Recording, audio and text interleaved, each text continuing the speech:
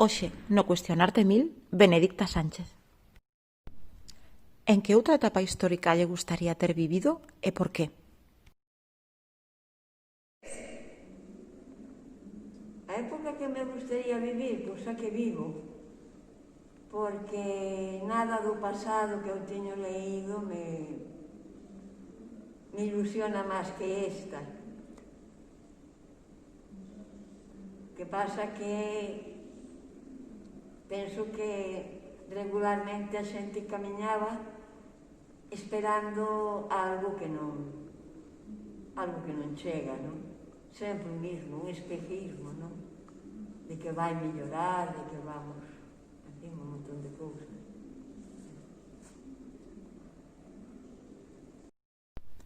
Se a súa vida fose unha película, cal sería o título?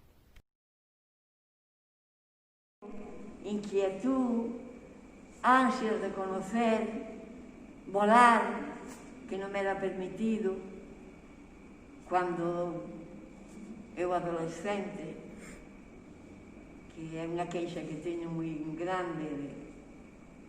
A muller non, o neno sí, pero a nena non. Teño dito moitas veces, quería aprender a nadar, pero eu non podía ir ao río nadar, os nenos podían. Eu non podía andar en bicicleta, porque ademais perjudicaba a virginidade, eso non era para mulleres. Incluso andar a cabalo tampouco non era ben visto.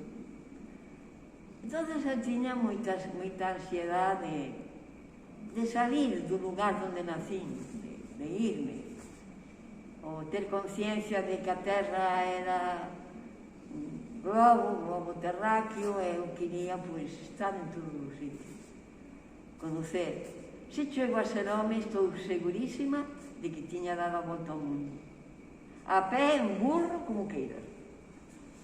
Pero como muller non é posible, non foi posible. Entonces, eso, a película da miña vida, pois, frustrada, non sei, desasosegada, non sei, algo así.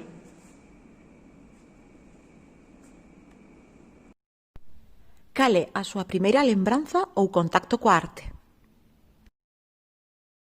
Bueno, pois diríamos que foi a primeira vez que fui ao cine ver unha película que era de Honolulu, e cando vin as palmeras e a praia, o mar, quedei en éxtasis.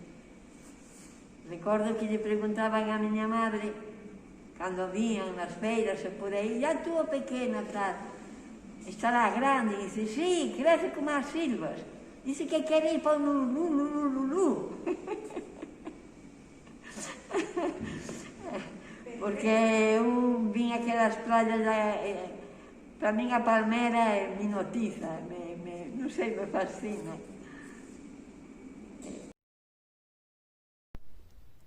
Que premio lle gustaría gañar e por qué? Se fose útil, a ver, non sei como decir, porque se fala moito do Goya, efectivamente, eu non o desprecio, ni moito menos, pero o que dorme comigo, o que vai no meu corazón, é a medalla de Castelao, non sei por qué. Eso é o que me ocurre. E despois, pois, non teño, a estas alturas, non sei, incluso de joven, nunca me gustou verme proyectada así, non é o meu mundo. O meu mundo é máis de como dicen os argentinos, de lillera, ir cunha mochila, peregrinar, coller un avión aquí e pousar a colar nun hotel de 5 estrellas, non me dice absolutamente nada.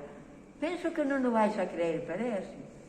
Sin embargo, coller unha mochila, ir andando, como fixen da Pedra do Roldán en Roncesvalles, hasta Santiago, eso é inesquecible, eso para min foi o máis grande que me deu España e Galicia, por supuesto.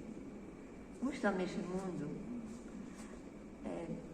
Non sei, vagabundear. Era moi pequena e andaban as caravanas de gitanos, naquele entonces, cos seus carricoches, aparcaban, pernotaban aquí, e logo 10 kilómetros máis aló.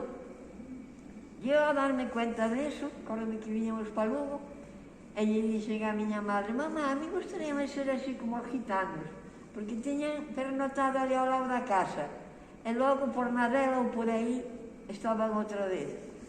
E dixe: pois vaite con eles, a ver se te queren. E digo: ai, non, pero teño esa debilidade. Gústame o pequeno, o insignificante.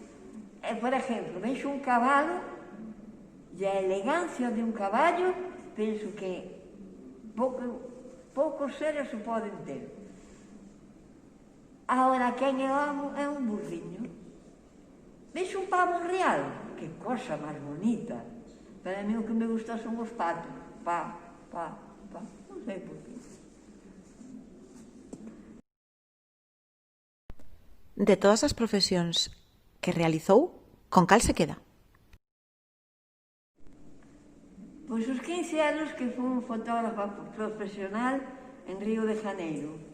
Tuvera eu maus para poder ascender, que me fixen moi deprisa con unha clientela moi grande, porque conectaba cas mamás nos colegios, e seguidamente pois, viñan as primeiras comunións, logo viñeron as bodas, me trataron moi ben, fui moi feliz. Eso en Río de Janeiro, unha das profesións. Logo, antes de ser fotógrafa, traballei nunha librería, que tamén fui moi feliz, porque justamente se vendían os libros que a mí me inquietaban: sociología, naturismo, psiquiatría, testes, en fin. E a relación con xente moi culta, moi preparada.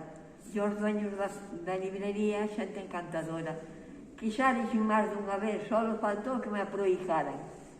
Eran argentinos e especialmente a esposa, pois, como eu falaba castellano e ali era portugués, pois, tiñamos moita amistade, foi moi bonito.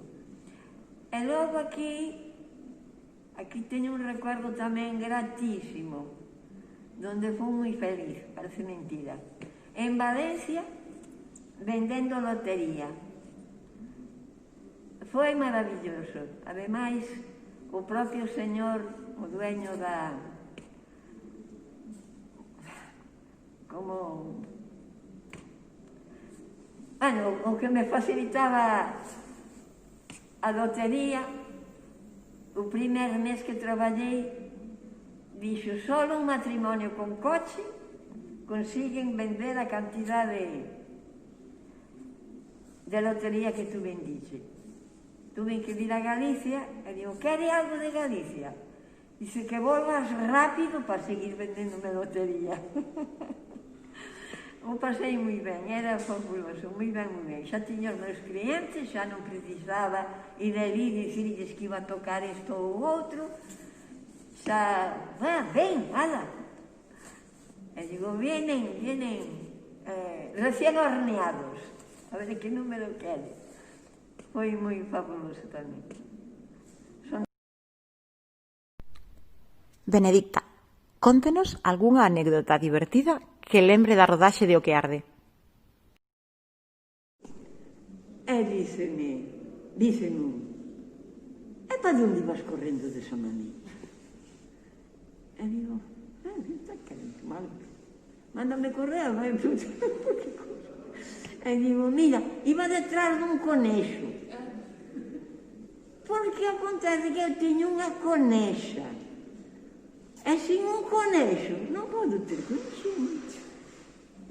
E iba correndo a ver se casaba un. Os catalanes, o francés, o andaluz, o portugués, que había de todos os sitios. Seguro que non entenderon nada. Pero os gallegos penso que sí.